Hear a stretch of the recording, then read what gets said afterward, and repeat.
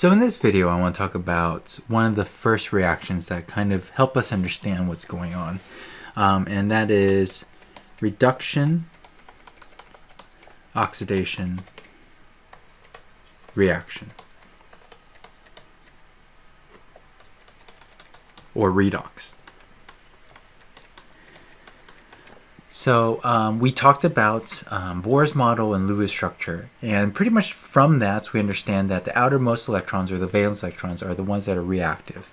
And the main goal for all reactions is they want that full octet, that full outer electron. And for some reason that desire is very, very driven. It kind of helps with electronegativity, understanding how that works. Something on the very top right corner of the periodic table is going to want to gain one electron. Something on the very lower left hand bottom corner of the periodic table really wants to lose an electron. And that difference in desire of either gaining or losing electron will kind of drive a reaction forward. You want to say normally things are stable, but they're not, because they really want to be like the noble gases and have that full octet. So reduction oxidation reactions are actually one of those examples. When you look at it, you have the original one, which is rust. So you have iron, and we know that when we have certain types of metals, most of them other than gold, they're going to oxidize with oxygen. And in this case, iron is going to react with oxygen and create rust, Fe2O3. Now it does this because this is going to form something with an oxidation state, or iron is going to have a charge of 3 plus, oxygen is going to have a charge of 2 minus, and you're going to have different amounts of them to kind of even out the charge. Since it's 3 and 2, you're going to have 2 of iron and 3 of oxygen. And because that they have opposite charges, they're going to be happy. This is going to meet its full outer shell. It's harder to see with a transition metal, but for oxygen it's much more obvious. For oxygen, its Lewis structure looks like this. You have 1, 2, 3, 4, 5, 6 electrons. It wants to gain those 2 electrons to have a full octet. So that's why oxygen is willing to do this reaction, and it actually really wants it. So it's reactive to metals because metals are going to give up some electrons and oxygen will easily take it. So in this case, we have a redox reaction because of oxygen's desire to take electrons from the metal itself, in this case iron. So if we look at oxidation states, it's just kind of figuring out how electrons are being shared. Iron's with the shell itself, so because it's with itself, it's going to share its electrons evenly, so it has 0.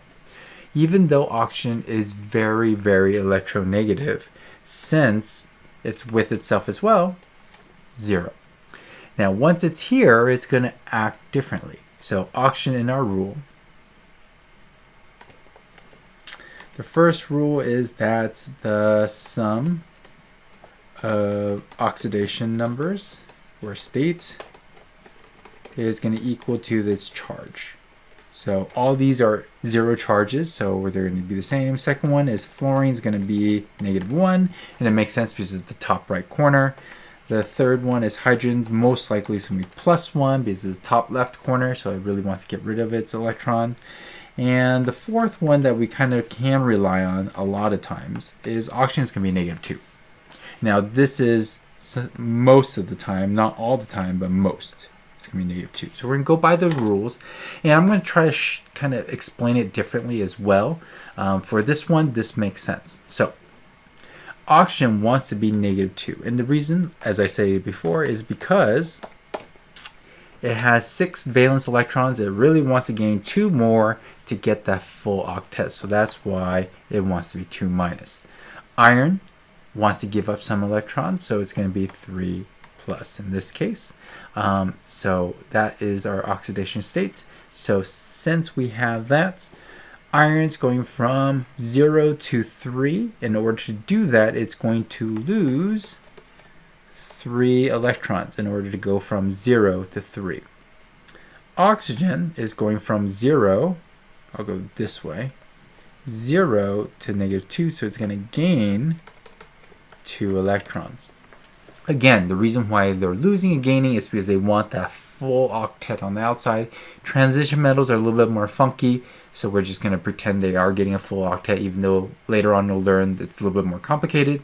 But when it comes to the smaller orbitals, it is true. They're getting that full octets. Now, what I like to do is, for me, it helps me memorize which one is being oxidized or which one's being reduced by Leo Ger. That's my favorite. Losing electron oxidation, gaining electron reduce. Now, there's another one which is oil rig. I'll do it in a different color so it's not too confusing. Oil rig. So oxidation is losing, reduction is gaining. Sorry for my handwriting. So those are the two. So if we're looking here we're losing 3 electrons. Oops, I forgot the E. And so if we're losing electrons, this is being oxidized. And that's where the name comes from, because as iron is reacting with oxygen, it's being oxidized into rust. Here, oxygen is gaining 2 electrons, so it's going to be reduced. Alright, so here is one example, and this one's the ionic one, of how something is being oxidized and reduced. And the reason why it's driving this equation, or this reaction itself, is because the desire for that full octet. So redox reactions are important to understand why reactions are happening. A lot of times we have these and we could use it to our advantage, and it's going to create energy for us. All right, let's do another one. So the other one that's, even though it's kind of hard to see, is combustion. So if we have combustion, it's actually a redox reaction. I'm going to use the simplest of fuels, methane, so CH4. In order to have fire, we need oxygen, and it's going to produce CO2, and amazing enough, water. So you would think they'll put it out, but it doesn't. All right, so here is my equation, and let's see if it really is an oxidation reaction. All right, so I erased my rules, so I'm going to kind of put it back. So 1 is the sum has to equal the charge. 2, fluorine is -1. 3, hydrogen is +1. 4, oxygen most likely is 2, usually. All right. Now, for CH4, hydrogen, if we look at the rule, is +1.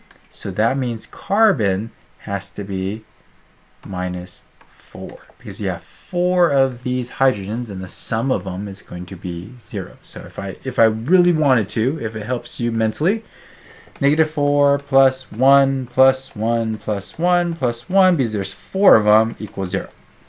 If that helps mentally, that's what you're doing. Or 1 × 4. Okay, so whatever works in your head, do it. All right, let me erase that to make it a little bit cleaner. Now, the reason that is, and I just want to take some time. So if these rules work for you, that's great. But the reason why we have this oxidation number is if you have methane, which looks like this, they are covalent bonds, and what happens is between these, actually, let me do it with dots instead. All right, so you have a carbon. You have a carbon, hydrogen, hydrogen, hydrogen, hydrogen. And the reason why they're connected is because they're sharing electrons. Before I drew lines, but what I want to do is emphasize that when you look at this and at the periodic table, carbon is around here, hydrogen is right here. Remember, electronegativity is this way. So that means carbon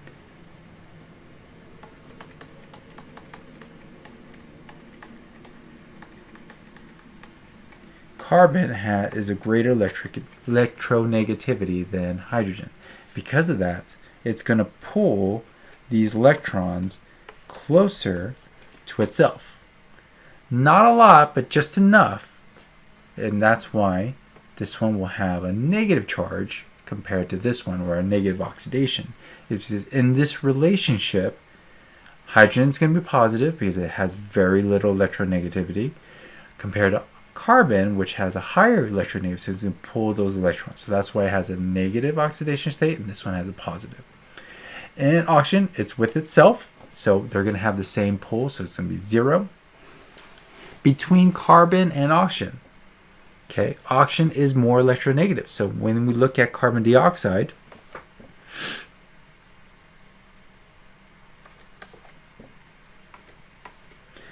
these electrons are going to be pulled away from the carbon. Let me make sure I need.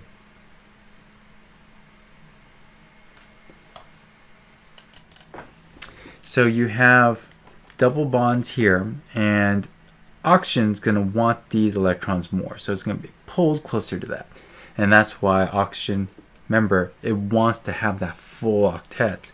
So it's going to pull, even though it's not an ionic bond, it's going to pull them closer to that. So it's going to act like a negative charge. And we have 2 of them, so this carbon is going to be a positive 4. So it's going to change its relationship.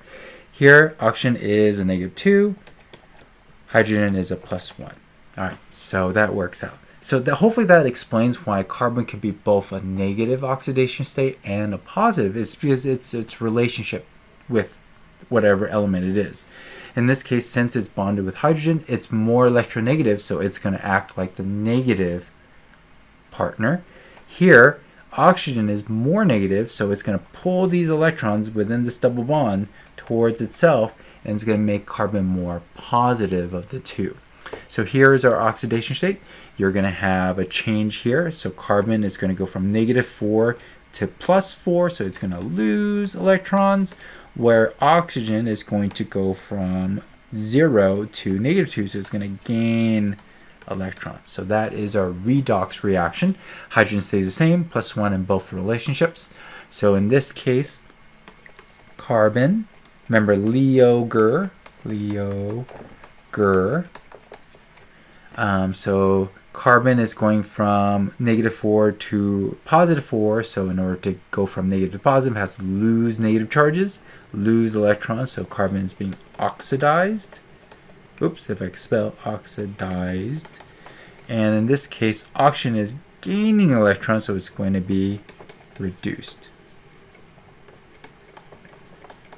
So hopefully that makes sense, and I made it clear kind of the relationships and why carbon can both be negative and positive is because it's partners, right? Here, its partners are hydrogen, which is almost always positive 1. So if this is positive 1, in its relationship, it's going to be negative 4. And with oxygen, since oxygen is more electronegative, and here it's negative 2, it's going to act like a positive 4. So it's going from negative 4 to positive 4, oxidized. It's going from, oxygen is going from 0 to negative 2, so that's going to be reduced.